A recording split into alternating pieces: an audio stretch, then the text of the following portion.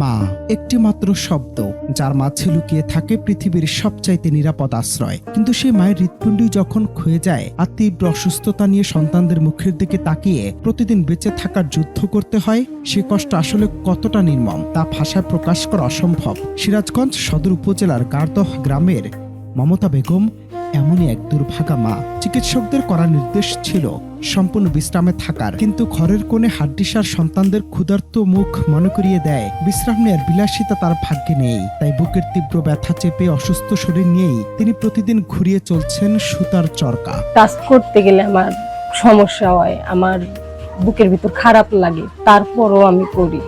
আমার একটু প্রয়োজন আমার স্বামীর সাথে আমার সংসার টিকে রাখার জন্য, একটু ভালো থাকার জন্য, বাচ্চাদের ভালো রাখার জন্য এটা আমি করি, আমার করা লাগে। কিন্তু তাতে আমার খুব কষ্ট হয়। ডাক্তার আমায় একদমই রেস্টে থাকতে কইছে, বা প্রতি মাসে অন্তত একবার করে আমাকে বাইরে ঘুরতে যাওয়ার জন্য বলছে। কিন্তু আমি আমার আর্থিক সমস্যার জন্য আমি যাইতে পারি না। কিন্তু আমার ছেলে সবে মাত্র ক্লাস 5-এ পড়ে, আর প্রতি মাসে 500-600 টাকা আমার প্রাইভেট বেতন।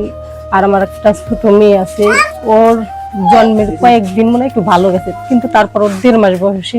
4 জনের এই অভাবের সংসারে একমাত্র উপার্জনক্ষম ব্যক্তি মমতা বেগমের স্বামী আসাদুল ইসলাম।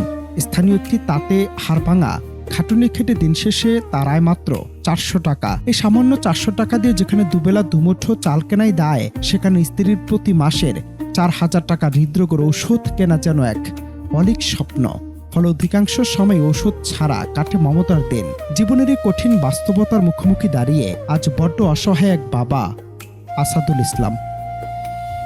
আমি তাঁতের কাজ করি। আমার স্ত্রী হার্টের সমস্যা মানুষ, হেয়ার চিকিৎসা বাবদি যে টাকা ইনকাম করি, হেয়ার চিকিৎসা বাবদি সেই টাকাগুলো পুরো আমার সংসার চালাতে খুব কষ্ট হয়।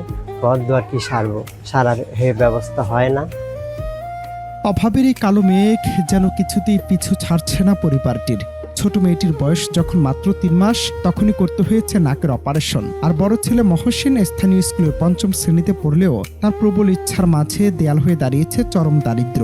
ঘরে নেই একটি ভালো পড়ার টেবিল, নেই আলাদা কোনো ঘর। ভাঙাচোরা যে ঘরটিতে থাকেন, সেখানে একটু বৃষ্টি হলেই ছাদ ছুঁয়ে পানি পড়ে। সে একটি মাত্র ছোট ঘরেই বাবা মা আর বড় হয়ে ওঠা ছেলে মেয়েকে গাদাগাদি করে কাটাতে হয় বিনিদ্র জননী।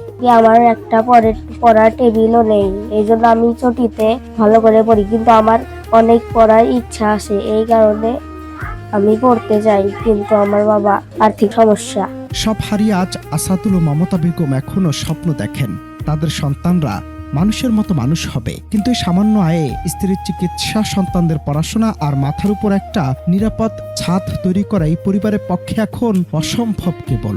আজ সমাজের বিত্তবান, মানবিক ও হৃদয়বান মানুষের একটু সহযোগিতাই হয়তো পারে এই পরিবারটিকে নতুন করে বেঁচে থাকার প্রেরণা দিতে। এদের মাসিক ইনকাম হলো প্রায় 5-6 হাজার টাকা এরকম হবে। আর তার স্ত্রীরও অসুখ বিসুখ, এই সেই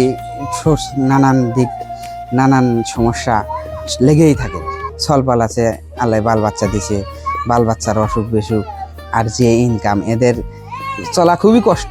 যে ওয়াইফ আছে উনি একজন হার্টের রোগী। তো আমার দেখা মতে এই আসাদুল সাহেব যে তাঁতের কাজ করে এবং ওখান থেকে যে সাপ্তাহিক যে একটা বেতন পায়, সেই বেতনটা খুবই নগণ্য, এবং সেই বেতনের যে টাকা, সেই টাকা দিয়ে ওই যে হার্টের যে তার যে ওয়াইফ আছে, হার্টের চিকিৎসা করতেই সে হিমশিম খায়।